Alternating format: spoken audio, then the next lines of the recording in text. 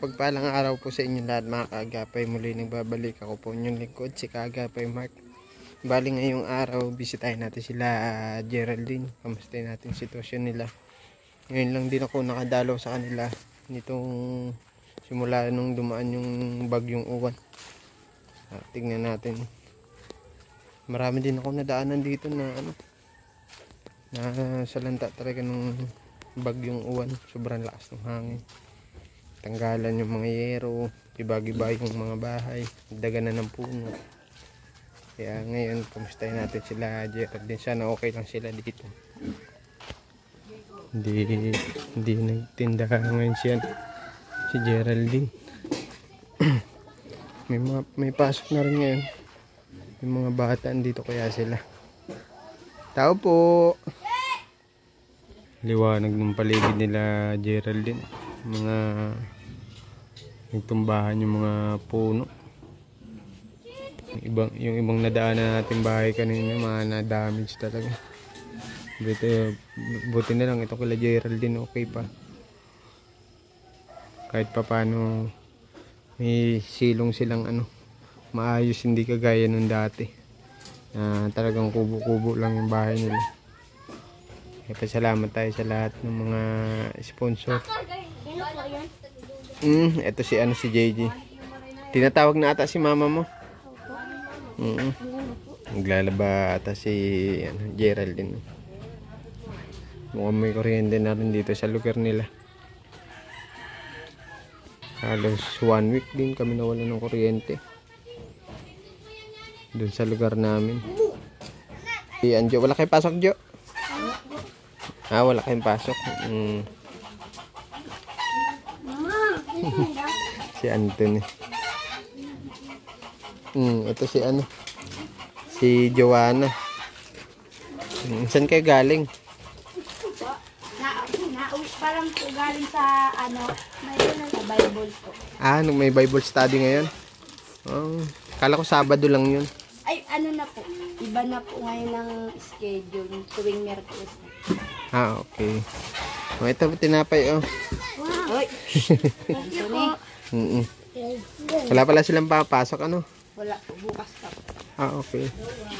Pero doon sa amin may mapasok na yung mga bata. Po? Mga high school yun?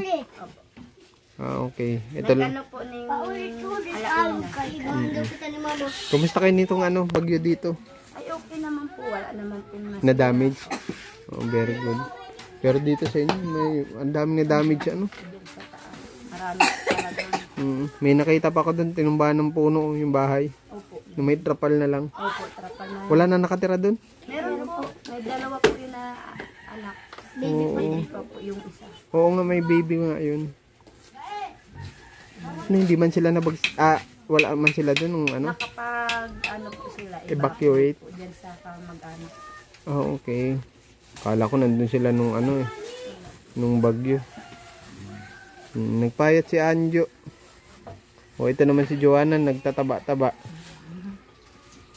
Hindi ka nagtinda ngayon? Hindi po, bukas pa po. Okay. May nagayang. May? Kita kong mabenta. Ginaya po baga. May kalaban ka na rin dyan? Kalaban na po. Yung, alam mo po, yung tapat na bayaran. Yun po, yung nagbibili po baga na babae nakabayo. Nagtayo na din? Oh. Magkatapatan lang kayo? Pero ang gagawin ko po, maiba po ang pwesto. Okay. Kasi ang gagawin ko po ngayon, doon po ako sa pinaka-boundary po doon. Lilipat ka lang ng kaunti? Okay. Kasi man po na. Magkatapatan kayo para ikaw na lang tuloy nahiya. Ako na lang po ma-adjust. Pero at least okay man kayo dito. Sila Tay Willie, hindi ko pa nabisita Ay, si Tay Willie. Okay naman po ata.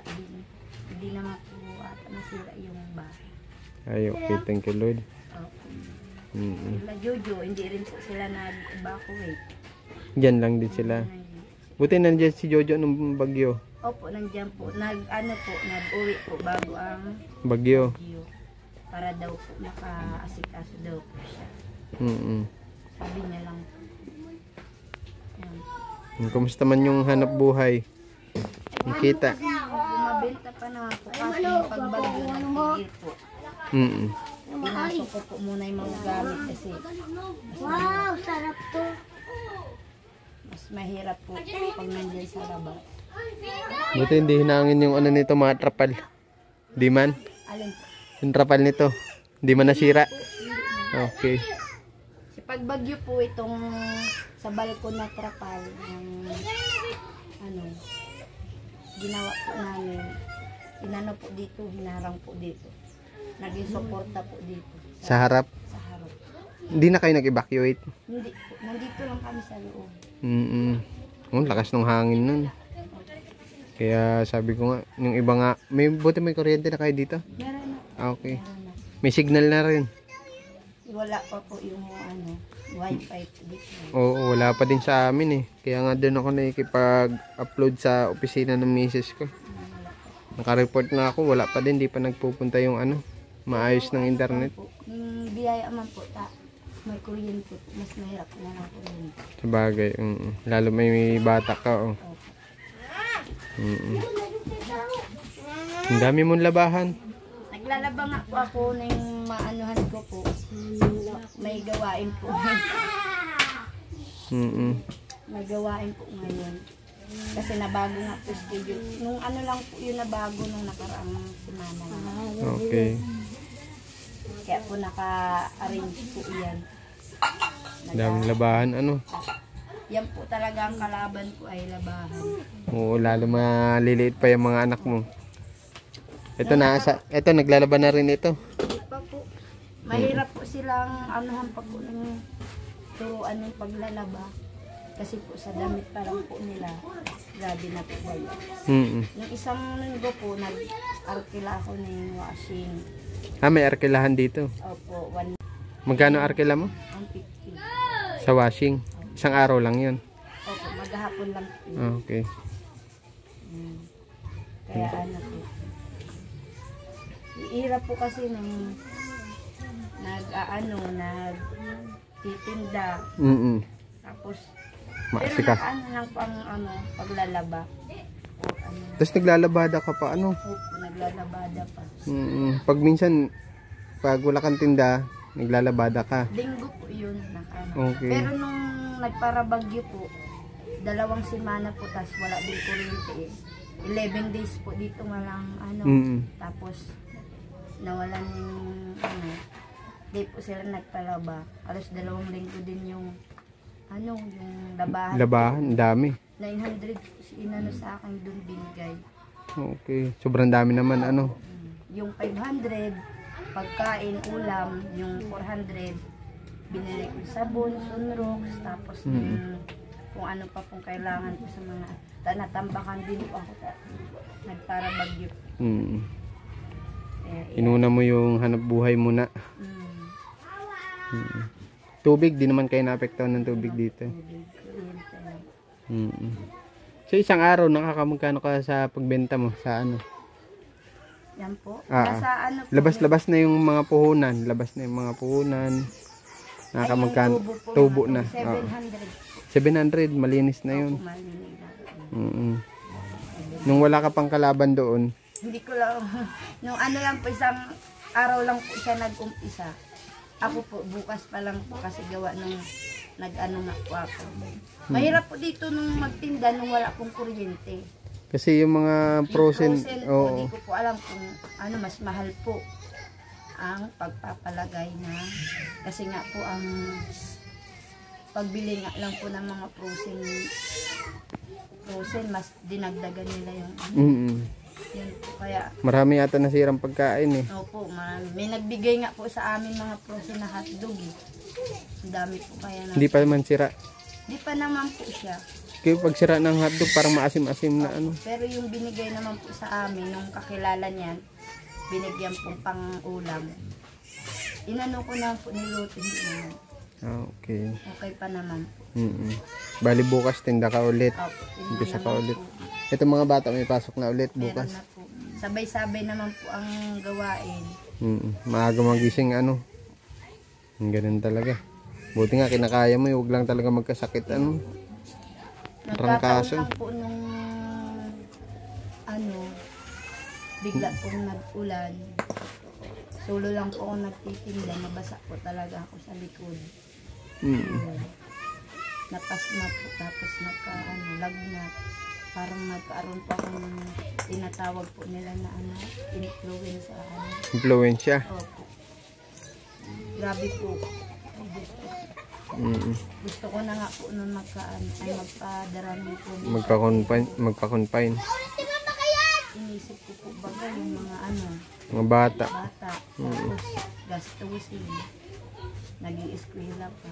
Kaya po nilabanan ko para inom lang po kung gamot. Tsaka pray lang kay Lord na.